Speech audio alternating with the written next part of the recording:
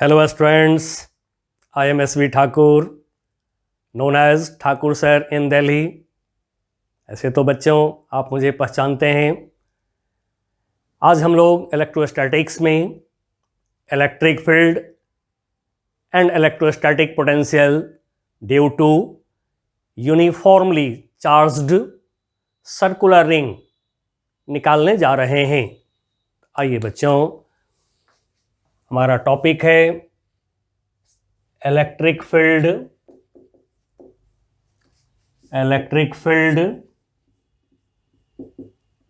ई, capital E से denote कर रहे हैं। इलेक्ट्रिक फील्ड ड्यू to uniformly charged circular ring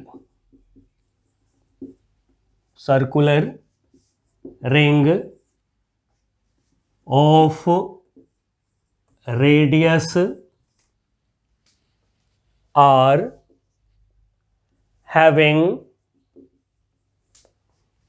total charge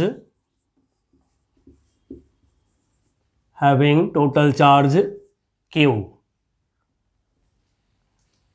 हम लोगों ने रिंग की रेडियस, जो सर्कुलर रिंग है उसका रेडियस r ले लिया है और उसके पास में, रिंग के पास में जो टोटल चार्ज है यह है q। पहले इलेक्ट्रिक फील्ड निकाल लेंगे, फिर हम लोग इलेक्ट्रिक पोटेंशियल भी निकालेंगे। लेते हैं सर्कुलर रिंग। ये लिया हमने सर्कुलर रिंग, ठीक है। ये ring perpendicular to the plane है, यानी वर्टिकल रिंग ले लिया हम लोगों ने, वर्टिकल सर्कल ले लिया हम लोगों ने। अब जो इसका रेडियस है ये है r। अब पहले हम रिंग के एक्सिस पर, जो एक्सिस सेंटर से पास कर रहे हैं perpendicular to the plane of ring, इस एक्सिस पर हम लोग पहले इलेक्ट्रिक फील्ड का पता लगाएंगे, उसके बाद फिर सेंटर पे भी निकालेंगे। तो ये लेते हैं एक पॉइंट एक्सिस पर। एक्सिस कैसा है? Perpendicular to the plane of ring and passing through its centre. यहाँ पर एक पॉइंट हम P कंसीडर कर रहे हैं। Point is P। Distance of point P from centre of ring, इसको स्मॉल a से डिनोट कर दे रहा हूं। अब हमें पॉइंट P पर इलेक्ट्रिक फील्ड चाहिए। जैसा कि इलेक्ट्रिक फील्ड का फॉर्मूला आप निकाल चुके हैं, E इक्वल टू 1/4πε0 Q/r²। अब ये कूलम्स लॉ से आया है ये formula. Coulomb's law point charge के लिए है। तो फिर एक बॉडी की वजह से जब हम निकालना चाहेंगे electric field using Coulomb's law, तो पहले इसमें से हमें स्मॉल एलिमेंट लेना होगा। स्मॉल एलिमेंट की वजह से इलेक्ट्रिक फील्ड या इलेक्ट्रोस्टैटिक पोटेंशियल पहले निकाल लेंगे और देन उसको इंटीग्रेट कर लेंगे। तो आइए लेते हैं इस रिंग पर चार्ज, पहले Q जो हम लोगों ने सपोज कर रखा है। अब ये चार्ज Q जो है इस पर यूनिफॉर्मली डिस्ट्रीब्यूटेड है। मतलब क्या कि चार्ज सभी जगह पर सेम है, यूनिफॉर्मली डिस्ट्रीब्यूटेड है, मतलब सभी जगह पे चार्ज सेम है। अब एक छोटा एलिमेंट हम लेते हैं, छोटा पार्ट लेते हैं रिंग का। ये लिया हमने छोटा पार्ट। अब इस छोटे पार्ट पर चार्ज को सपोज कर रहे हैं dq। इस छोटे से एलिमेंट की लेंथ सपोज कर रहे हैं dl। अब पहले हम dq का पता लगा लेंगे। dq की वजह से पॉइंट P पर इलेक्ट्रिक फील्ड हमें चाहिए, तो यहाँ से पॉइंट P का डिस्टेंस चाहिए हमें। तो डिस्टेंस लीजिए, पॉइंट P का डिस्टेंस ये ले लिया हमने। डिस्टेंस ऑफ पॉइंट P का डिस्टेंस ले लिया। कहाँ से? एलिमेंट से। सपोज ये है r। अब इस r का वैल्यू निकाल सकते हैं, स्मॉल r सपोज कर लिए, वैल्यू निकाल सकते हैं √r² प्लस a²। चलिए अब पहले dq का पता लगाते हैं। यूनिटरी रूल लगा लीजिए और बहुत आराम से आपको निकल जाएंगे dq का वैल्यू। कैसे? तो फिर चार्ज ऑन लेंथ 2πr, यानी कि पूरी सरकमफेरेंस पर चार्ज। ये क्या है? This is Q। Total charge क्या है? Q। ठीक है, एज क्यू या फिर ऐसे लिख लें। Now charge on length unity, unit length पर चार्ज कितना होगा, Q upon 2 pi R. Now charge on length DL, DL length पर कितना चार्ज होगा, छोटी सी एलिमेंट जो रिंग का है डीएल, इस पर कितना चार्ज होगा, this is Q upon 2 pi R into D L. अब इसी को हम लोगों ने डी क्यू सपोज कर लिया है, that is D Q equal to Q upon 2 pi R into D L. अब कहेंगे क्या ये हमें बोर्ड एग्जाम में यदि आपको आता है तो क्या ये दिखाना होगा, आप दिखा दीजिए तो भी ठीक है, नहीं कोई यदि सीधे ले लें charge per unit length into D L. अब चार्ज पर यूनिट लेंथ को लैम्डा से भी आप डिनोट किए हैं, लैम्डा यानी लीनियर चार्ज डेंसिटी। तो लीनियर चार्ज डेंसिटी क्या होता है, चार्ज बाय लेंथ होता है, तो लैम्डा हो गया, lambda into D L, lambda into D L करके भी आप चार्ज निकाल सकते हैं। ठीक है, अब चार्ज निकाल लिया हमने छोटे से एलिमेंट पर।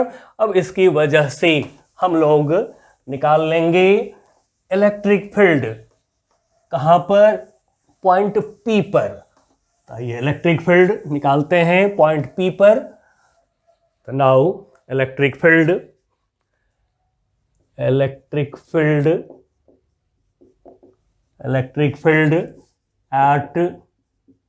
पॉइंट पी, और पॉइंट पी का डिस्टेंस सेंटर से ए लिए हैं, थोड़ा बोल दीजिएगा, बोर्ड एग्जाम दे रहे हैं तो स्टेटमेंट बना दीजिएगा, बिना स्टेटमेंट के बोर्ड एग्जाम में खाली मैथमेटिकल कैलकुलेशन मत करिएगा, नहीं तो वहां मार्क्स कटता है। तो electric field at point P at distance A from centre of the ring on its axis. अब ये जो इलेक्ट्रिक फील्ड है, इस इलेक्ट्रिक फील्ड को डीई से हम डिनोट कर ले रहे हैं, डीई। ठीक है, मैग्नीट्यूड दिखा लिए है, डायरेक्शन यहां दिखा लेंगे, यूनिट पॉजिटिव टेस्ट चार्ज को रखिए। तो ये जो डी क्यू चार्ज है, पॉजिटिव चार्ज है, यूनिट पॉजिटिव टेस्ट चार्ज को ऐसे रिपेल करेगा, एंड सो डीई का डायरेक्शन ये हो गया, मैग्नीट्यूड लिख लिए हैं, डायरेक्शन अपना लाइन में दिखा दिए हैं, थोड़ी एक्सिस को आगे बढ़ा रहे हैं। चलिए, अब बच्चों सर्कुलर रिंग में आमने सामने एलिमेंट लेकर के हमें जांच करना होगा। क्या जांच करना होगा, चलिए पहले डीई का वैल्यू निकाल लेते हैं। तो DE equal to 1/4 pi epsilon naught, या आप स्मॉल के लिखते आ रहे हैं तो स्मॉल के लिख लीजिए, charge D Q upon distance square R square. अब डायरेक्शन किधर के तरफ है, मैं यहां पर ए लिख रहा हूं, यहां पे ए, तो डायरेक्शन अलोंग पी ए आप लिख दीजिए। यदि बोर्ड एग्जाम दे रहे हैं तो ये सब थोड़ा लिखना चाहिए, किधर डायरेक्शन देख रहे हैं, नहीं कंपटीशन दे रहे हैं तब तो फिर खाली स्टेप लीजिए बस। चलिए, तो नाउ अब डी क्यू की वैल्यू हमारे सामने है। ठीक है, इस वैल्यू को हम बाद में रखेंगे। ठीक है, ये जो डी क्यू की वैल्यू है इसको बाद में रखेंगे। पहले ठीक अपोजिट एलिमेंट, बिल्कुल इसके सामने एक एलिमेंट लीजिए, ये ले लिया हमने, चार्ज इस पर, फिर वहीं डी क्यू, लेंथ इसका वहीं डी एल लीजिए। अब यहाँ से ये जो डिस्टेंस होगा पॉइंट पी का, ये जो पॉइंट पी का जो डिस्टेंस होगा यहीं आर होगा, बिकॉज ये कैपिटल आर रेडियस है, ये ए, तो फिर ये आर का वैल्यू यहीं होगा। चलिए, ये लिखना कोई ज़रूरी नहीं है दोबारा। अब यहाँ पे यूनिट पॉजिटिव टेस्ट चार्ज को रखें इलेक्ट्रिक फील्ड का डायरेक्शन देखने के लिए। तो ये D Q charge, positive charge क्या करेगा, ऐसे रिपेल करेगा, तो फिर डायरेक्शन डी ई का ये हो गया। अब यदि यहाँ बी लिख दीजिए तो अलोंग पी बी लिख सकते हैं, बट ज़रूरी नहीं है। अब अपोजिट एलिमेंट हमने लिया है, क्यों, इसका जवाब मैं देता हूँ आपको आगे। अब पहले हम इसको रिजॉल्व करते हैं, डीई को along axis of the ring, इसको एक्स एक्सिस सपोज कर रहे हैं, और इस पर परपेंडिकुलर ये वाई एक्सिस सपोज कर ले रहे हैं। ठीक है, अब कोई एक एंगल लीजिए, मान लीजिए कि एंगल हमने ले लिया थीटा, तो डीई का कंपोनेंट इधर के तरफ क्या होगा, ये होगा हमारा DE cos theta, DE cos theta. तो फिर इधर की तरफ क्या होगा component, D E sine theta. और बच्चों जैसा कि इलेक्ट्रोस्टैटिक्स के प्लेलिस्ट में tools and techniques of physics made easy डाला हुआ है, आप उसको देखते रहिए। और यदि आपको किन्हीं को कॉन्सेप्ट्स की ज़रूरत हो तो तुरंत जो है जाइए ठाकुर सर टाइप करिए यूट्यूब पर, या फिर अपना channel physics bye Thakur sir click करिए, मिल जाएंगे सारे लेक्चर्स। और टूल्स एंड टेक्निक में सारा फिजिक्स का जो मेन कॉन्सेप्ट है 12th क्लास का वो मैंने दे रखा है, उसके बाहर कोई प्रॉब्लम नहीं है आपके बुक के अंदर। चलिए टेक्निक, जो ही टेक्निक आप यूट्यूब पर टाइप करेंगे या गूगल पर टाइप करेंगे आपको यूं आ जाएंगे tools and techniques of physics Thakur sir. चलिए अब ये जो डीई है, अब इसको रिजॉल्व करते हैं। नाउ ये एंगल फिर वही होगा थीटा, क्योंकि बाय सिमेट्री देखें, सिमेट्री यानी सिमिलरिटी, ये लेंथ सेम है, ये लेंथ सेम है, तो फिर ये एंगल भी सेम होगा। तो ये एंगल थीटा, तो ये एंगल भी थीटा होगा, ये एंगल भी थीटा होगा। चलिए तब इस डीई का कंपोनेंट करते हैं फिर। तो इधर के तरफ क्या होगा, डीई कॉस थीटा, ठीक है, जिस लाइन से वेक्टर का एंगल उस पे कॉस लेते हैं। तो फिर इधर की तरफ क्या होगा, माइनस डीई साइन थीटा। अब देखिए बच्चों, एक सर्कल में क्या होता है, आमने सामने एलिमेंट होते हैं यानी पार्ट होते हैं। जस्ट इसके सामने ये पार्ट हो गया।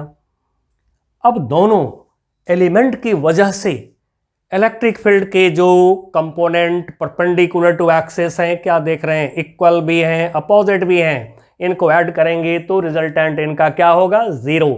अब हम लोगों ने सीखा है लार्ज नंबर ऑफ वेक्टर्स का रिजल्टेंट निकालना। कैसे सीखा है, पहले वेक्टर्स को ड्रॉ करते हैं, फिर हम उसको रिजॉल्व करते हैं टू एक्सिस के अलॉन्ग। उसके बाद क्या करते हैं, एक्स एक्सिस के अलॉन्ग सारे वेक्टर को हम ऐड करते हैं, हमें मिलता है रिजल्टेंट का एक्स कंपोनेंट। फिर वाई एक्सिस के अलॉन्ग सारे वेक्टर के कंपोनेंट को ऐड करते हैं तो हमें मिलता है रिजल्टेंट का वाई कंपोनेंट। एंड देन उसके बाद रिजल्टेंट का वैल्यू क्या होता है, √rx² प्लस ry²। यदि दोनों में से कोई एक 0 हो गया, यदि rx 0 हो गया तो रिजल्टेंट √ry² ry हो जाएगा। यदि ry 0 हो गया, ry 0 हो गया तो रिजल्टेंट √rx², तो rx हो जाएगा रिजल्टेंट। तो यही काम हम लोग यहां पर कर रहे हैं, 2 एलिमेंट्स लेकर के देख रहे हैं कि जब हम लोग एक्स एक्सिस के अलॉन्ग कंपोनेंट को ऐड करेंगे, वाई एक्सिस के अलॉन्ग कंपोनेंट को ऐड करेंगे, तो क्या इसमें से कोई 0 हो रहा है, यही जांच कर रहे हैं हम लोग इस समय। तो क्या देख रहे हैं, यदि वाई एक्सिस के अलॉन्ग कंपोनेंट को ऐड करेंगे तो केवल 2 के लिए ही नहीं, रिंग में तो इनफाइनाइट नंबर ऑफ एलिमेंट्स हैं, तो जितने भी आमने सामने एलिमेंट होगा सबके वजह से जो वाई एक्सिस के अलॉन्ग कंपोनेंट है इसको ऐड करेंगे फॉर होल रिंग, तो ये हो जाएंगे 0। तो बच्चों जब ry हो जाएगा 0 तो फिर रिजल्टेंट क्या होगा, √rx² यानी rx हो जाएंगे।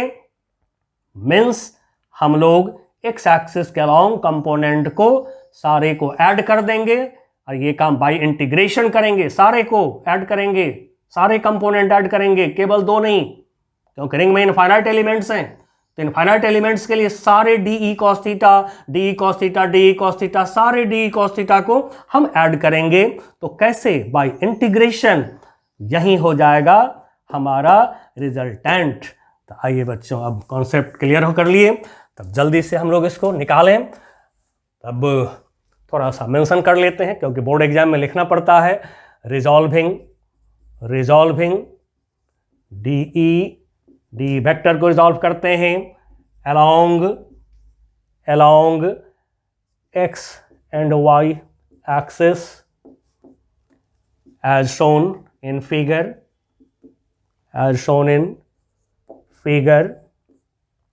sum of components,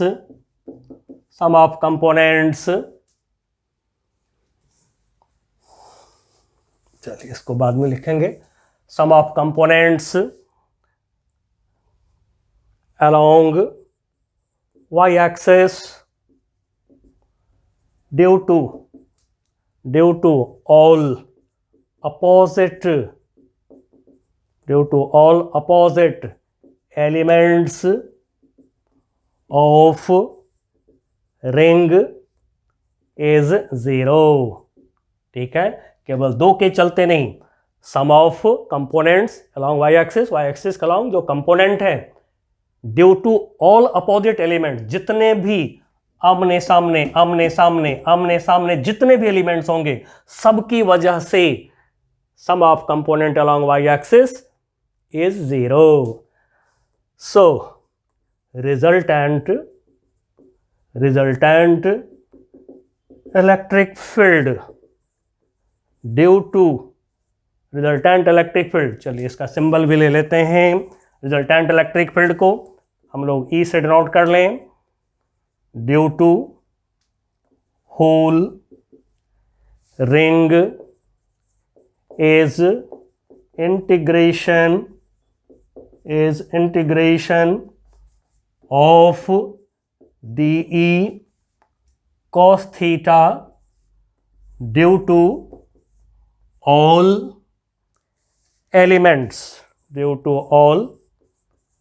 elements of the ring। अब डी cos थीटा का हमें इंटीग्रेशन करना है, तो फिर इसको हम पहले वन वेरिएबल में लाते हैं, वन वेरिएबल में कन्वर्ट करके देन हम क्या करेंगे, इंटीग्रेट कर देंगे।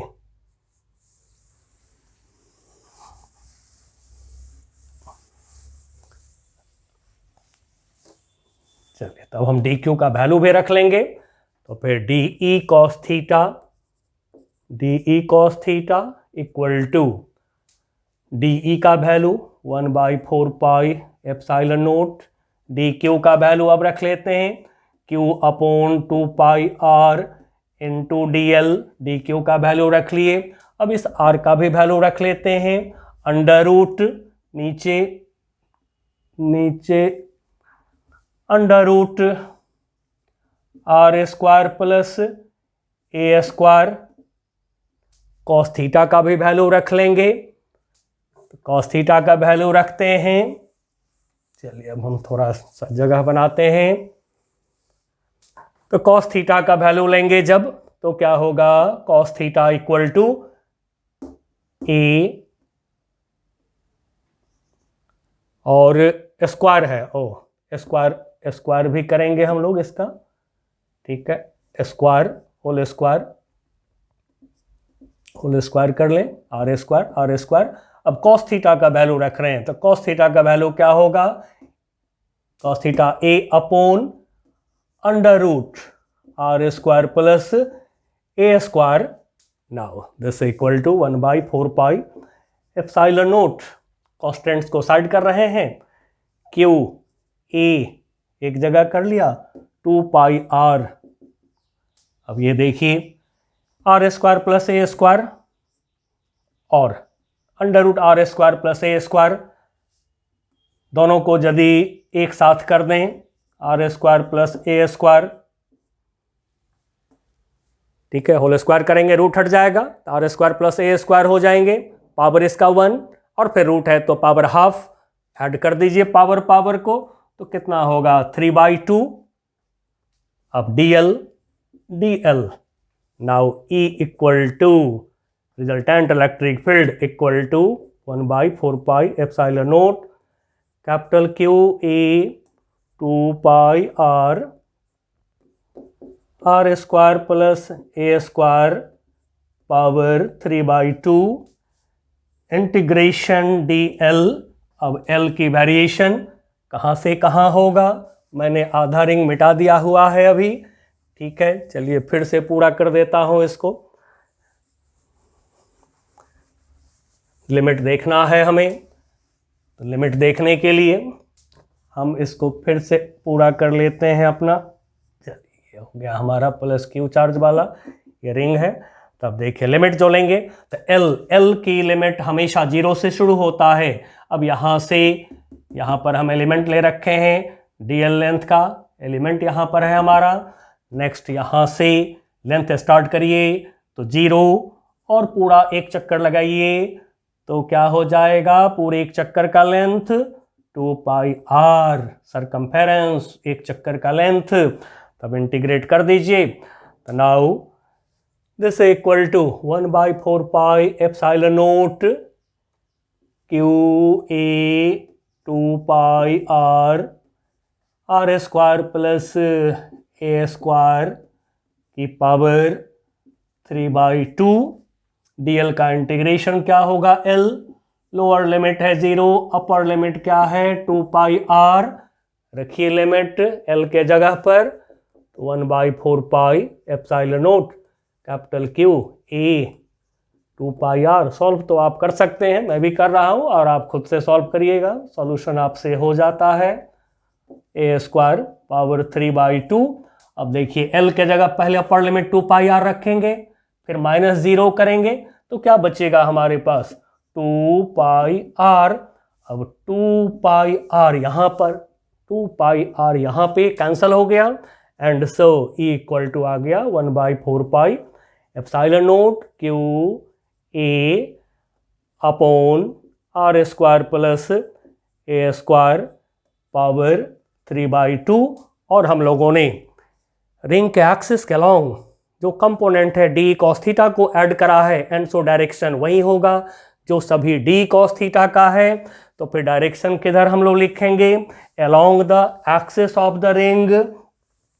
ठीक है, तो डायरेक्शन लिख दीजिए। अब ये फॉर्मूला को याद रखिएगा, बहुत इंपॉर्टेंट फॉर्मूला है। डायरेक्शन लिख दीजिए बगल में, along the axis of the ring, और पॉजिटिव चार्ज है यदि तो फिर यूनिट पॉजिटिव चार्ज पे फोर्स, ये राइट वर्ड लगावेगा तो डायरेक्शन राइट वर्ड बोलेंगे हम, यानी कि away from centre of ring बोलेंगे।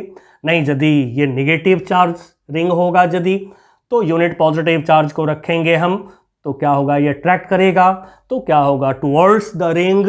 ये आपको देखते रहना है। तो along the axis of the ring and away from its centre. अब इस फिगर में अवे फ्रॉम सेंटर। ठीक है, चलिए बच्चों ये निकल गया एक्सिस पर। अब जरा हम रिंग के सेंटर पर देखते हैं। सर्कुलर रिंग के सेंटर पर क्या होता है, electric field. If point P is at the center of the ring, यानी circular ring, centre of the circular ring. ठीक है ना, रिंग कैसा है, सर्कुलर रिंग।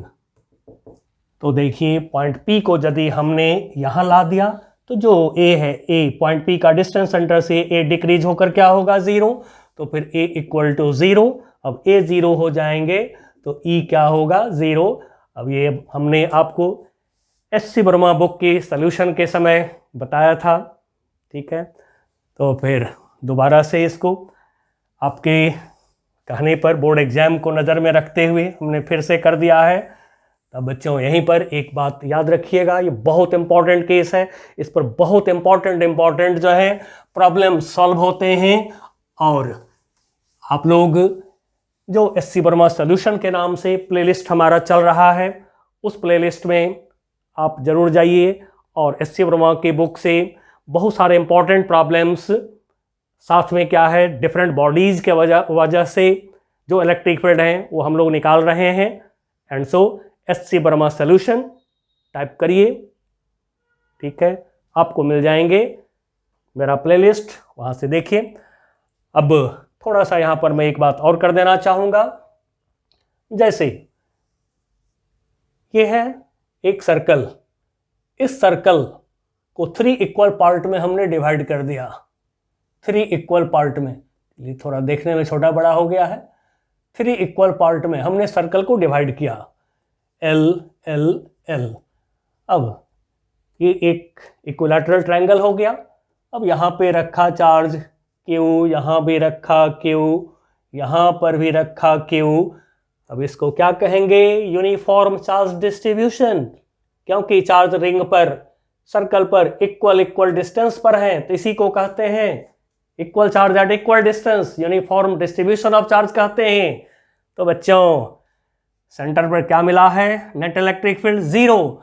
एंड सो यदि सर्कल की सेंटर लेते हैं या फिर इक्विलैटरल ट्रायंगल की सेंट्रॉइड लेते हैं तो आपको यहाँ पर इलेक्ट्रिक फील्ड अब निकालने की ज़रूरत भी नहीं है। देख लीजिए, यदि एक सर्कल पर यूनिफॉर्म चार्ज डिस्ट्रीब्यूशन है, इक्वल डिस्टेंस पर चार्ज है, तो सेंटर पर इलेक्ट्रिक फील्ड मिलेगा 0, जो अभी अभी हम लोगों ने निकाला, A0 लेकर के देखा। रिंग के सेंटर, सर्कुलर रिंग के सेंटर पर नेट इलेक्ट्रिक फील्ड 0। अब देखिए, यदि हमने लिया सर्कल, अब इसको 4 इक्वल पार्ट में मैं डिवाइड कर रहा हूँ, 4 इक्वल पार्ट। ठीक है, फिगर में थोड़ा छोटा बड़ा हो रहा है, बट इसको लिख देता हूँ। ये साइड की length L L L L, 4 equal part में डिवाइड किया। अब सभी कॉर्नर पर स्क्वायर बन गया। ठीक है, थोड़ा छोटा बड़ा हो गया है, फिगर आप अच्छे से ड्रॉ करिएगा। तो अब देखिए, सेंटर पे यदि डायगोनल जहाँ स्क्वायर के एक दूसरे को काटता है, वहाँ पर क्या होता है? सेंटर होता है। तो स्क्वायर के सेंटर, सर्कल के सेंटर, यहाँ पे बच्चों uniform distribution of charge on circle यदि है तो सेंटर पे इलेक्ट्रिक फील्ड क्या मिलेगा? 0। अब आप कितने भी साइड का, ठीक है ना, कितने भी साइड का पॉलीगॉन ले लीजिए, सभी साइड का लेंथ इक्वल होना चाहिए। जैसे हमने लिया 1 side, 2 side, 3 side, 4 side, 5 side, सभी साइड की लेंथ इक्वल। ठीक है, थोड़ा छोटा बड़ा हो गया है मेरे से, बट इक्वल मान के आप अच्छे से ड्रॉ करिएगा। Plus Q plus Q plus Q plus Q plus Q. देखिए, इक्वल डिस्टेंस पर यदि चार्जेस हैं तो सर्कल पर यूनिफॉर्म चार्ज डिस्ट्रीब्यूशन हो गया। अब सेंटर, सर्कल के सेंटर, पेंटागोन, रेगुलर हेक्सागोन, कितने भी साइड का रेगुलर पॉलीगॉन हो गया। तो पॉलीगॉन के सभी कॉर्नर से, सभी वर्टेक्स से एक सर्कल पास करता है, और यदि पॉलीगॉन के, रेगुलर पॉलीगॉन के सभी कॉर्नर पर यदि इक्वल चार्ज है तो फिर uniform distribution of charge along circle हो जाएगा। तो फिर सेंटर पर net electric field equal to 0। देखिए, इतने सारे रिजल्ट्स यहाँ से निकलते हैं, और ये सब प्रॉब्लम बहुत आता है कॉम्पिटिशन्स में। ठीक है, अब हम लोग पोटेंशियल निकाल करके देख लें। इलेक्ट्रोस्टैटिक पोटेंशियल क्या आता है, पहले एक्सिस पर देख लेंगे, सर्कुलर रिंग के एक्सिस पर, एंड देन उसके बाद हम लोग सेंटर पे देख लेंगे, जैसे अभी किए हैं ठीक उसी तरह से। तो चलिए नेक्स्ट टॉपिक बनाते हैं, इलेक्ट्रोस्टैटिक पोटेंशियल। इलेक्ट्रोस्टैटिक पोटेंशियल भी से नोट करते हैं, on axis of a uniformly charged circular ring of radius r and total charge q, capital Q। चलिए फिर उसी तरह से ले लीजिए, सर्कुलर रिंग लिया, रिंग का रेडियस लिया हमने r। अब इस पे यूनिफॉर्मली डिस्ट्रीब्यूटेड है चार्ज Q। ठीक है, जो भी दें, पॉजिटिव नेगेटिव, प्रॉब्लम में जो भी दें, खुद से यदि लेते हैं तो पॉजिटिव लीजिए। ठीक है, बोर्ड एग्जाम यदि आप देते हैं तो नेगेटिव का जवाब देना होता है, नहीं तो मार्क्स कटता है। तो नेगेटिव खुद से नहीं लेना है, प्रॉब्लम में दे देगा तो ले लेंगे नेगेटिव हम लोग।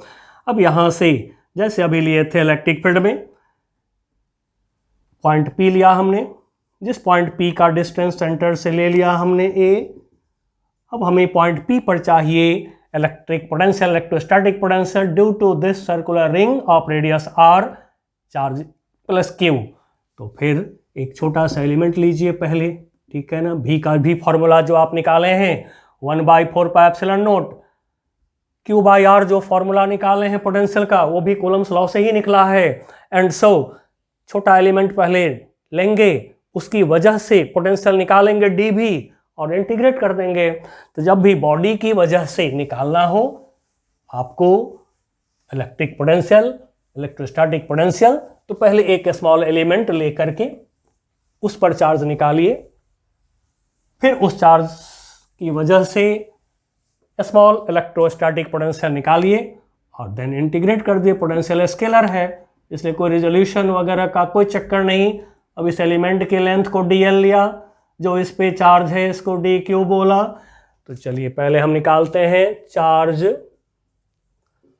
पर यूनिट लेंथ, जिसको आप लेमडा भी कहते हैं, लीनियर चार्ज डेंसिटी भी कहते हैं, ऑन रिंग।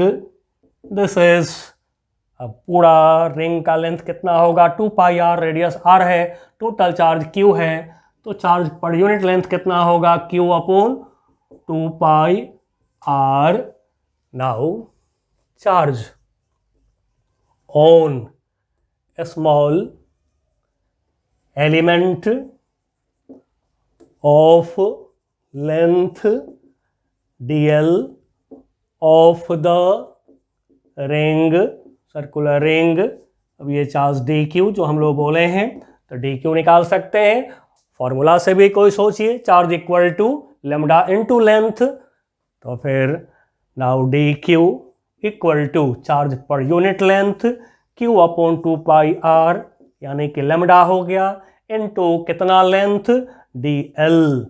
अब पोटेंशियल निकालना है p पर, तो डिस्टेंस लेना होगा एलिमेंट से पॉइंट p का। इस डिस्टेंस को मैं r बोल रहा हूं। डिस्टेंस r की वैल्यू क्या होगा √r² + a²। Now electrostatic potential या इलेक्ट्रिक पोटेंशियल, इलेक्ट्रोस्टैटिक पोटेंशियल, इसको d भी बोल रहे हैं, small potential at point p at distance a, small distance a से डिस्टेंस को नोट किया है, from centre of circular ring,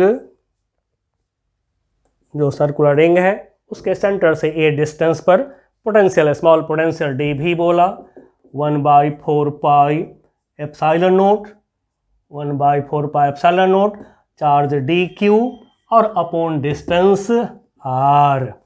potential scalar है इसलिए नो नीड ऑफ रिजोल्यूशन, बस खाली आप इंटीग्रेट कर देंगे, टोटल पोटेंशियल आ जाएगा। चलिए बच्चों, तो नाउ रखते हैं वैल्यू, पहले dq का वैल्यू रख रहे हैं 1/4πε0 dq का वैल्यू q/2πr dl। r का भी वैल्यू रख लीजिए, r का स्मॉल r का वैल्यू √r² + a² रख लिया। अब इंटीग्रेट कर देते हैं, total electrostatic potential, total electrostatic potential भी से इसको नोट कर लीजिए, at point P on axis of circular ring. तब जो है v इक्वल टू इंटीग्रेशन लेंगे, constant 1/4πε0 out q/2πr out, integration से √r² + a², न्यूमरेटर में dl का इंटीग्रेशन ले लेंगे अब हम, ठीक है। ये कांस्टेंट्स आउटसाइड इंटीग्रेशन, तब dl का इंटीग्रेशन हो जाएगा। चलिए थोड़ा हटा के लिख लें, इंटीग्रेशन dl, लिमिट लेंथ का इनिशियली 0 और फिर वहीं एक चक्कर जब लगा देंगे तो लेंथ क्या होगा 2 पाई कैपिटल आर, पूरी सरकमफेरेंस का लेंथ, तो 0 to 2 pi R limit 1/4 pi epsilon note Q upon 2 pi R under root are square plus A square.